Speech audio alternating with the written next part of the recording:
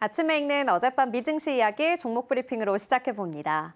지난 금요일에 뉴욕 증시는 3대 지수 모두 하락 마감했습니다. 뜨거운 고용 지표가 증시에는 악재로 작용을 했는데요. 나스닥은 1.63% 하락하면서 19,162포인트로 마감을 했습니다. S&P 500 지수도 1% 넘게 하락했죠. 1.54% 하락하면서 5,827포인트에 마감을 했고요. 다우존스 지수도 1.63% 하락하면서 41,000포인트 선에 마감을 했습니다. 이 시장이 기다리던 작년 12월 비농업 고용 지표가 발표가 됐죠. 전달보다 25만 6천 명이 증가했습니다. 시장의 예상치를 10만 명 가까이 웃도는 결과가 나온 건데요. 실업률도 4.1%로 시장 예상치와 직전월 수치 4.2%를 밑돌았습니다. 고용이 아주 탄탄하다는 겁니다. 경제는 견고했지만 주식시장은 충격을 받았죠. 이날 2년물 국채금리는 12bp나 치솟았습니다. 달러 인덱스도 장중 110선 코앞까지 달려갔습니다.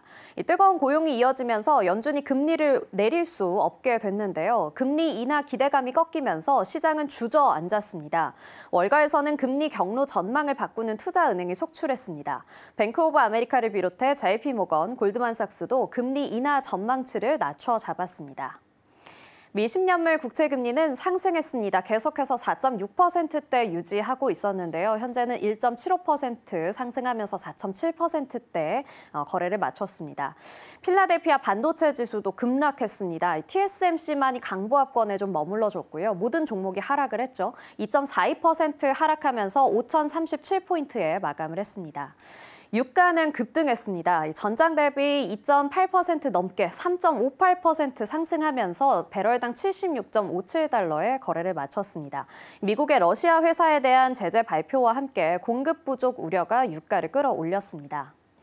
오늘 M7 종목들은 메타를 제외하고 모두 하락하는 모습 보였는데요. 먼저 애플은 2.41% 하락하는 모습 보였습니다. 236달러 선의 종가 형성했습니다. 맥쿼리가 중국의 스마트폰 시장에서 아이폰의 출하량이 감소했다고 발표하면서 주가가 하락했습니다.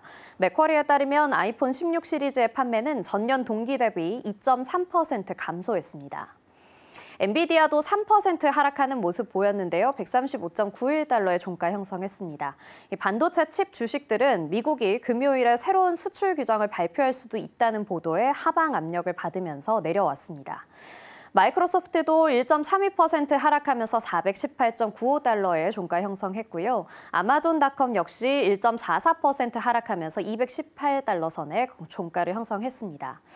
이어서 메타 플랫폼스입니다. 유일하게 상승해준 종목이죠. 0.84% 상승하면서 615달러 선에 거래에 마쳤습니다. 미국에서 틱톡 금지령을 유지할 가능성이 크다라는 보도가 이어졌는데요. 한편 트럼프 친화적인 정책을 펼치고 있는 메타의 CEO 마크 주커버그가 금요일에 도널드 트럼프 대통령 당선인을 만났다는 보도도 있었습니다. 테슬라는 0.05% 소폭 하락했습니다. 394.74달러의 종가 형성했습니다. 테슬라가 또 리콜을 발표했습니다. 며칠 전에는 스마트 호출 시스템 문제 때문이었는데요. 이번에는 후방 카메라 문제가 터졌습니다. 이 후방 카메라가 작동하지 않을 수 있다는 이유로 미국에서 23만 9천 대의 차량을 리콜한다고 밝혔습니다. 테슬라는 회로기판의 문제로 방향을 잡고 있는데요. 특정 소프트웨어와 하드웨어 구성 및 결합에 문제가 생긴 것으로 보고 있습니다. 알파벳은 0.98%, 1% 가까이 하락하면서 192.04달러의 거래를 마쳤습니다. 이어서 투데이 핫스탁입니다. 첫 번째 종목은 델타항공입니다. 9% 상승하며 마감했는데요. 델타항공의 주가는 4분기 실적이 예상보다 좋아지면서 급등했습니다. 높은 여행 수요로 매출 및 이익이 시장 예상치를 크게 상회한 건데요. 델타는 144억 4천만 달러의 매출에 주당 1.85달러의 조정된 수익을 기록했습니다. 이는 LSEG의 예측치를 넘어섰습니다. 한편 델타항공은 이번 1분기 매출이 7%에서 9% 성장할 것으로 전망했는데요. 1분기 EPS 전망치를 0.7달러에서 1달러로 제시했습니다. 이는 모두 시장 예상치인 5%와 0.77달러를 상회하는 수준입니다. 투자자들은 델타항공의 호실적과 긍정적인 매출 성장 전망에 더 주목하고 있습니다. 이어서 콘스텔레이션 에너지입니다. 25.16% 상승하면서 305달러 선의 종가 형성했습니다. 미국의 최대 원자력 발전 기업 콘스텔레이션 에너지가 세계 최대 지열 및 천연가스 회사인 캘파인을 127억 달러의 순부채를 포함해 266억 달러에 인수한다고 발표한 후에 주가가 25% 넘게 상승했습니다. 이번 인수합병은 전력산업 거래 중 두 번째로 큰 규모인데요. 이번 거래는 2개월 안에 완료될 것으로 전망되고 있습니다. 월스트리트 저널은 이번 거래가 두 회사 모두에게 윈윈이 되는 상황이라면서 이 비상장 기업인 캘파인이 만약 상장을 택했다면 일반 투자자들로부터 콘스텔레이션이나 비스트라와 같이 원자력 기업들의 가치만큼 평가받지 못했을 것이라고도 분석했는데요. 미국 내 전력 수요는 20년간 거의 비슷한 수준을 기록해왔는데 최근 AI 열풍으로 인한 데이터 센터 구동 증가로 전력 수요가 폭증하고 있습니다. 콘스텔레이션의 주가는 지난 1년 동안 2배 이상 급등했습니다. 마지막으로 올스테이트입니다. 5.64% 하락하면서 180달러 선에 거래 마쳤습니다. 로스앤젤레스의 산불 피해로 인해 보험사들의 주가는 하락했죠. 그중에서도 올스테이트의 주가는 5.64% 하락했습니다. 처브는 3.35%, AIG는 1.15% 하락했고요. 트래블러스는 약 5% 하락했습니다. JP모건에 따르면 주택 보유 보험사들이 가장 큰 피해를 보게 된 건데요. 이 올스테이트, 처브, 트래블러스가 산불로 인해 가장 많은 손실을 본 보험사입니다. 이번 산불은 그 피해 규모만 145제곱킬로미터로 주택과 건물 만여 채가 파괴되고 사망자 수도 10명에 이르는 것으로 알려졌습니다. LA 산불로 인한 보험 손실은 200억 달러 이상이 될 것으로 예상되고 있는데요. 총 경제 손실은 500억 달러에 이를 것이라고 발표했습니다. 지금까지 아침에 읽는 미증시 종목별 이슈였고요. 저는 잠시 후 글로벌 이슈로 돌아오겠습니다.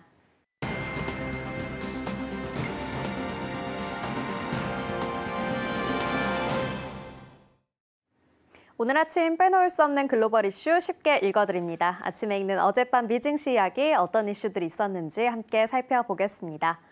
첫 번째 소식입니다.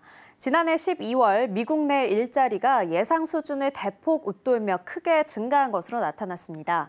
이는 미국 노동시장이 강한 모습을 지속하고 있다는 신호여서 일단은 경제에 좋은 소식이지만 미국 중앙은행인 연준이 당분간 금리를 동결할 것으로 예상되면서 금리 하락을 기대하고 있던 금융시장에는 부담으로 작용했습니다. 미 노동부는 지난해 12월 미국의 비농업 일자리가 전월 대비 25만 6천 명 증가했다고 발표했는데요. 다우존스가 집계한 전문가 전망치를 큰 폭으로 웃돈 것은 물론 지난해 2, 3분기 월 평균 증가폭 수준도 크게 상회했습니다. 거기에 작년 12월 실업률도 4.1%로 전월보다 하락했고 전문가 예상치도 밑돌았습니다. 4.1%의 실업률 수준은 미 의회 예상국이 추산한 자연 실업률보다 뚜렷이 낮은 수준이기 때문에 미국 경제가 완전 고용 상태에 있다는 것을 시사하는데요. 지난해에는 노동시장의 냉각을 우려하며 연준이 B컷까지 단행했지만 연말이 다가오며 고용 상태가 반전된 겁니다. 이제 시장은 이번 달 FOMC 회의에서 연준이 금리 동결을 할 것을 기정사실화했고요. 추가 금리 인하는 중단할 것이라는 관측에 힘이 쏠리고 있습니다. 다음 소식입니다. 미국 재무부가 러시아 석유 산업에 대한 광범위한 제재를 발표하면서 지난 금요일에 원유 가격이 급등했습니다. 브렌트유는 배럴당 79.76달러에, WTI는 배럴당 76.57달러에 마감했습니다. 지난 10월 이후 최고 수준으로 마감한 건데요. 미 정부는 러시아 석유 회사 및 러시아산 석유를 수송하는 유조선 등에 대한 제재 조치를 발표했습니다. 이번 제재는 러시아 석유 회사인 가즈프롬 네스트 등 석유 회사와 그 자회사를 대상으로 합니다. 또 러시아산 원유를 다른 나라로 수출해온 이른바 그림자 함대 선박 183척도 포함됐습니다. 바이든 정부는 앞서 우크라이나를 침공한 러시아에 대해 여러 가지 제재 조치를 취할 때 러시아산 석유 및 천연가스와 관련해서는 미국 내 유가에 미칠 영향 등을 고려하면서 신중하게 접근해 왔습니다. 백악관 대변인은 금요일 브리핑에서 이 제재는 주요 7개국 정상들이 러시아가 에너지 부문을 이용해 전쟁 자금을 지원하고 유지하려는 시도를 저지하겠다는 약속을 지키기 위한 노력의 일환이라고 말했습니다. 바이든 행정부가 트럼프 대통령 당선인의 취임 전 보다 강력한 에너지 제재를 선택하면서 트럼프 정부가 이러한 제재를 계속 이어갈지 주목됩니다. 다음 소식입니다. 이 틱톡 금지법은 그대로 시행될 것으로 보입니다. 연방대법원은 현지 시간 10일 이른바 틱톡 금지법에 대한 구두 변론을 진행했는데요. 미국 주요 언론은 구두 변론 내용을 토대로 대법원이 법의 시행을 허용할 것 같다고 보도했습니다. 이 법은 틱톡의 중국 모 회사인 바이트댄스가 틱톡의 미국 사업권을 미국 기업에 매각하지 않으면 오는 19일부터 미국에서 틱톡을 금지하는 내용이 골자입니다. 작년 4월 의회를 통과한 이 법은 중국이 틱톡을 통해 미국인의 민감한 정보를 수집하거나 여론에 부당한 영향력을 행사할 수 있다는 것을 인정하고 있는데요. 틱톡은 법원에 소송을 제기했지만 1, 2심 모두 국가 안보 우려가 정당하기 때문에 법에 문제가 없다고 판결했고 이후 틱톡은 연방 대법원에 법 시행을 긴급히 정지해달라는 가처분 신청을 제기했습니다. 이날 구두 변론에서 틱톡과 바이트댄스를 대표하는 변호인들은 이 법이 표현의 자유를 침해할 것이라며 미국 정부가 제기한 국가안보 우려만으로 법 시행을 정당화할 수 없다고 주장했는데요. 중국의 바이트댄스는 틱톡의 미국 사업을 팔지 않겠다는 입장입니다. 대법원이 개입하지 않으면 19일부터 틱톡은 미국 앱스토어에서 사라지게 됩니다. 다음 소식입니다. 프레드 캐처 미국 해군 제7함대 사령관이 인공지능을 활용한 무인기 드론과 무인정 드론 보트가 새롭게 도입될 것이라고 밝혔습니다. 캐처 사령관은 11일 보도된 일본 산케이 신문 인터뷰에서 AI 무인기와 무인정을 기존 전력과 조합해 북한, 중국 등의 위협에 대응하겠다는 뜻을 나타냈습니다. 미칠 함대는 한반도 주변 해역을 포함하는 서태평양을 관할하며 일본 도쿄 남쪽 가나가와현 요코스카가 모항입니다. 이번 무인기 무인정 도입은 미 국방부가 추진하는 레플리케이터 프로젝트의 일환인데요. 2023년 8월 중국군의 물량 공세를 극복하기 위해 수천 개 규모의 자율 무기 체계를 2년 이내에 배치하겠다고 했던 구상입니다. 캐처 사령관은 이 전력이 적대 세력에 대한 해상 억제력 제고에 활용될 것이라고 밝혔습니다. 일각에선 미 해군의 무인기 도입이 중장기 계획에 포함되긴 했으나 트럼프 2기 행정부의 예산 절감 추진과 관련이 깊다고 보고 있습니다. 국방부 예산을 비롯해 연방정부의 대규모 지출 삭감을 위해선 사람으로 운행되는 공장이나 비행기, 택시 등의 탈 것에 대한 무인화를 추진해야 한다는 입장으로 회사에선 로봇과 로보택시, 국가에선 드론 등의 무인화에 나서고 있습니다. 마지막 소식입니다. 이 소문난 잔치에 먹을 것 없다라는 이야기 들어보셨죠? 현지 시간 7일에서 10일 미국 라스베이거스에서 열린 세계 최대 IT 가전 박람회 CES 2025의 관람객들은 생각보다 혁신적인 볼거리는 많지 않았다라는 반응이 있었습니다. 인공지능 등의 최첨단 기술을 앞세워 혁신성을 뽐낸 제품과 기술이 다수 전시됐지만 무릎을 탁 치게 만드는 한방은 점점 찾아보기 어려워진다는 총평이 나온 겁니다. 자동차 업계에서 선보인 기술들도 이미 나왔던 기술과 제품의 반복이라는 인상을 줬고 이번 CES 행사에 출품된 휴머노이드 로봇들은 과거에 공개됐던 기능과 외형 수준에서 크게 벗어나지 않았습니다. 전시 내용에서 특별한 점을 찾기 힘든 이유로는 점차 치열해지는 기술 경쟁 속에서 타사 관계자를 포함한 관람객에게 자사가 보유한 신기술을 공개하기 꺼리는 기업들이 많아졌기 때문이란 분석도 있습니다. 특히 카피캣 전략을 쓰는 중국 업체들이 다수 참가하면서 CES 참가자 기업들이 전체 공개 부스에는 가치지향적인 표어만 주로 강조하고 신기술이나 제품은 초대받은 사람들만 볼 수 있는 프라이빗 부스에서 선보이는 추세이죠. 또 중국 업체의 참여가 해마다 줄고 있는 것도 CES의 볼거리가 줄어드는 한 가지 이유로 지목되고 있습니다. 지금까지 아침에 읽는 어젯밤 미증시 글로벌 이슈였습니다. 지금 바로 구독을 눌러보세요. 실시간 경제 뉴스, 투자 전문가들의 다양한 시황과 정확한 분석, 또 알찬 투자 정보까지 신뢰할 수 있는 저희 서울경제TV와 함께하세요.